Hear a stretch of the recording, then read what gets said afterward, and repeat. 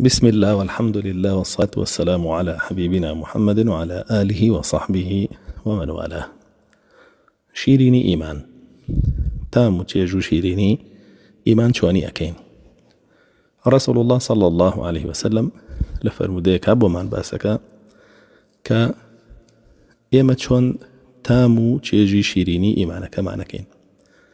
طبعا براستي أجر بيتو خود بإيمان دار بزاني وتامو تيجي أو شيريني إيمانت نكي أو معناه أو إيمانك سقطة وإيمانك نقصاني تيايا ياخد هرنا ماوة بلام لروكش أخذ بإيمان دار زاني يقنا لحقيقة بونينية.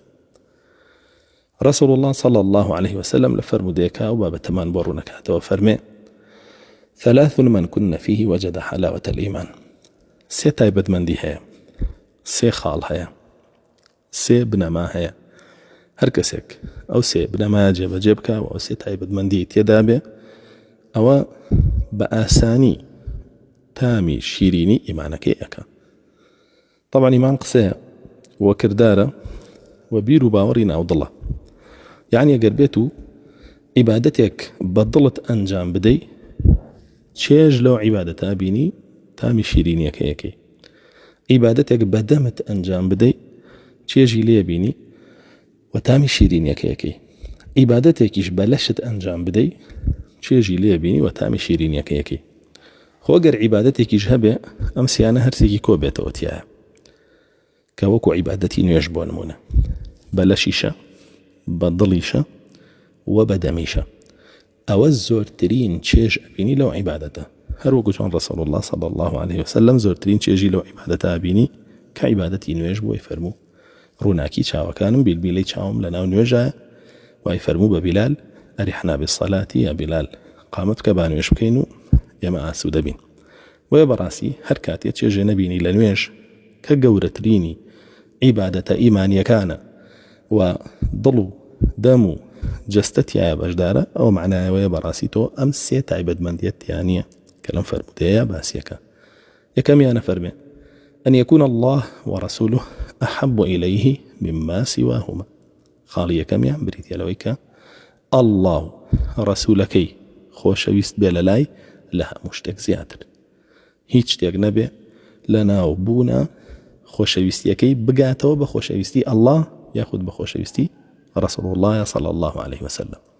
يعني شي يعني تناند نفسي خوت بقر الله ورسولك خوش نبي نكلا الله ورسولك شي زيادة خوش به نفسي من دعلا كانت بقر الله ورسولك خوش نبي نقلا وان زيادة خوش به نفسي كسا عزيزة كانت باوك دايك خوشك برات او انا هرحمي بقر الله ورسولك خوش نبي نقلا وان زيادة خوش به بالكو خوش يستي اوانيش بخوش يستي الله ورسولك يوبه شو خوش يستي الله اصلا لكن خوش يستي رسول الله صلى الله عليه وسلم خوش يستي كان يتر بشوان أوادين بويا أبي الله ورسولك لها مكسي خوش يستر بلالات ولها مشتكيش لمالو سروة سامانو بارو كسابتو ناو بانغو دا صلاتو هرشتكي تركب خيالت هذا هو قربيتو خوش يستي أوانا بيش كوت بي بس الخوش يستي الله ورسولك أو خاليكي أساسية لليداني تام كردني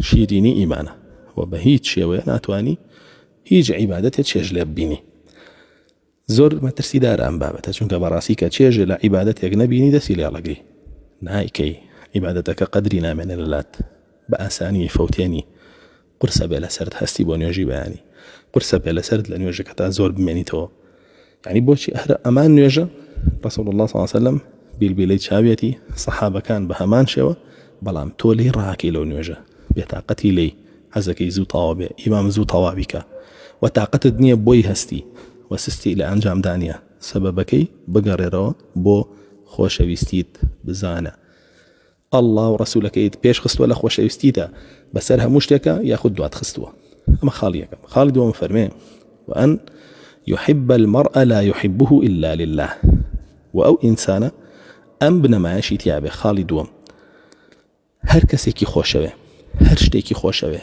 بەسەر بەخۆی ئەو شتەی خۆش نەوێ ئیلا لە پێناوی ئەڵڵای خۆشی بێ. یعنی چی لە پێناوی ئەڵڵای خۆشی بێ باوکی خۆشەوێ لەبەر ئەوە خۆشی بێ کە الله جل جلاله فەرمانی پێکردو ئەوی خۆش بێ. دایکی خۆشەوێ عینەن شت، برا خوشک، کەس و کار، ڕەفیق، برادەر، دۆست، مامۆستا، هەر کەسێک ئەمانە کە الله جل جلاله داوای لێکرد خۆشی نەوێن، ئامادە بێ خۆشی نەوێن. ئەو لەبەر الله خۆشی بێن، کە داوای لێکرد خۆشی نەوێن ئامادە بێ لەبەر الله خۆشی نەوێن. خاڵی سێمیش ڕقی لە کوفر بێ، بەری بێ لە کوفر. أفرمي شي؟ أفرمي وأن يكره أن يعود إلى الكفر بعد إذ أنقذه الله منه كما يكره أن يقذف في النار. فرمي وبينا خوش به بقريته بو كفر، بقريته بو جياني رابردوي أقر هاتو لكفرة بسري بردبو دواء أويك الله جل جلاله رزقاري كردو لو جيانا پر كفرة أو أند بينا خوش به بقريته بو جياني بيشويك لكفرة بسري بردوا بقدر أوي كبينا خوشا هل بدرێتە ناو ئاگرەوە. يعني ئەوەندە ڕقی لە کوفر و چوونەوە ناو کوفر بێ بەقەدەر ئەوەندەی کە ڕقی لەوەیە دەستی بگرن و بیخەنە ناو ئاگرەوە و قڵپیکەنەوە بۆ ناوی. وەی بەڕاستی خۆشحاڵی خۆشبەختی ئینسان بە ئیمانیەوەیەتی، هەتا ئیمانەکەی جوانتر وابەستەی بێ و پەیڕەوی بکا و تەطبیقی بکا، خۆشحاڵی خۆشبەختی دنیا و قیامەتی زیادەکە، هەتا وەکو ئیمانەکەشی بە کەمتر تەماشا بکە و ڕێزی نەبێ لە لای و هەوڵ نەدا زیاتر لە خۆیان جێبەجێی کا و مارەسی کا و فێری بێ، ئەوە وردە وردە خۆشحاڵی خۆشبەختی دنیا و قیامەت لی دوورترەکەوێتەوە. وێ بەڕاستی ئەم فەرمودێ پێمان ئەڵێ کە ئیمان چییە؟ پێمان ئەڵێ کە ئیمان چییە؟ ئیمان بریتیە لەو سێ خاڵە جێبەجێکی و لە هەمان کاتا پێشمان ئەڵێ چۆن چێژ لەم ئیمانە بینین و چۆنە بێتە مای خۆشبەختیمان بۆ دنیا و قیامەتیشمان. بۆیە بەڕاستی ئەبێ ئاگادار بین ئەم سێ بنەمایە زۆر بە جوانی لە خۆمانە بێنی نەبوون. بنەمای یەکەمیان تەوحیدە، تەوحیدیش لا إله إلا الله محمد رسول الله. ئەبێ زۆر بە جوانی ئێمە بە تەنها ئەڵڵا پەرستین و خۆشمان بێ و خۆشەویستی پێشخەین بەسەر هەموو بوونێکی ترە و ئەبێ پەرستنەکانیشمان بۆ شێوە بێ کە رسول الله کردوێتی و رسول الله بۆی هێناوین و خۆشەویستی رسول الله صلى الله عليه وسلم بخينا شوين خۆشەویستی الله جل جلاله چونکە خۆی فەرمانی کردووە قل إن كنتم تحبون الله فاتبعوني يحببكم الله ويغفر لكم ذنوبكم والله غفور رحيم.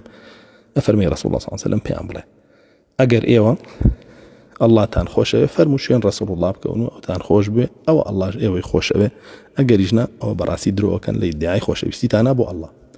خاڵی دووەم بنەمای دووەم کە لەم فەرمودەیە باسی ئەکا لە بنەما ئیمانیەکان بریتیە لە وەلا ئەو بەڕە، تۆ بێ بەریبی لە کوفر و کافران و ئەبێ دۆستایەتی کێش بکەی ئیمان و ئیمانداران کە ئەمە ئەسڵی دووەمە. خاڵی سێم و ئەسڵی سێم بریتیە لە دوورخستنەوەی هەر شتێک کە دژایەتی ئیمانەکەی تۆ ئەکا و ئیمانەکەت لە بەی نەبا لە خۆت، ئیدر کوفرە، شیرکە، نیفاقە، فیسقە، ئەبێ تۆ شارەزایبی و ئەبێ هەوڵ بدەی دووری خەیتەوە لە خۆت، ئەبێ پێت خۆش بێ لە دنیاە قڵب کریتەوە بۆ ناو ئاگر وەکو ئەسحاب الأخدود، نەوەک ئیمانەکەت لەدەست بێ و نەوەک ئیمانەکەت بکەوێتە مەترسیەوە. بۆیە بەڕاستی رسول الله صلى الله عليه وسلم أفرمي من أحب لله وأعطى لله ومنع لله وأبغض لله وأعطى لله ومنع لله فقد استكمل الإيمان. هركسه لبر الله خلقي خوش به ولبر الله رقيله خلقو لو شتانه به كالله رقيلتي وببخش لبيناوي الله ووريج بقريها لبيناوي الله جل جلاله. فرمي وإيمانك كاملك بويا أمر رقايا بو كامل كذني إيمانكت ولا بشو بينيني تشيج لإيمانكت. جاري واهي إنسان بأعقابه لخوشيسي الله لخوشيسي رسولك بأعقابه لتوحيدك أو واكا أوشي لو بيشكردويتي لدستي بدا بوشال بيتو لئن أشركت لا يحبطن عملك ولا تكونن من الخاسرين. الشرك أنجام بدي كردارك أنا بوشال بيتو وتولد وراء وكان بي وأوكاتا هرشي عبادتي شأنجامي بدي لقل شرك نك قبولني خوش تشيجي لنا بيني خوش إسفادي لناكي كبر راسي الله جل جلاله فرمي إن الصلاة تنهى عن الفحشاء والمنكر. نوێژ ڕێگریەکە لە خراپەکاری و دایان پیسی دەیەگەر تۆ نوێژەکانت نوێژە بە حەق بۆچی هەر خەریکی خراپەکاریت بۆ هەر خەریکی دایان پیسیت کەواتە لەبەرەوەی چێژ لە نوێژەکانت نابینی و لەبەر ئەوەی خەلەلێک لە عەقیدە و تەوحیدەکە تا هەیە بۆیە چێژ لە نوێژەکانیشت نابینی. بۆیە ئینسانی مسلمان ئەبێ هەوڵ بدە ئەم سێ ئەسڵە لە خۆیان جێبەجێ بکە، ئەوە دینەکەیەتی، و هەتاوەکو ئەو سێ ئەسڵەش لە خۆیان جێبەجێ نەکا ئەسڵەن دینەکەشی دانامەزرێ. بۆی تامی شیرینی ئیمانکەین، باڕوو بکەینە ئەم فەرموودەیە و جێبەجێکەین. والحەمدولله رب العالمین.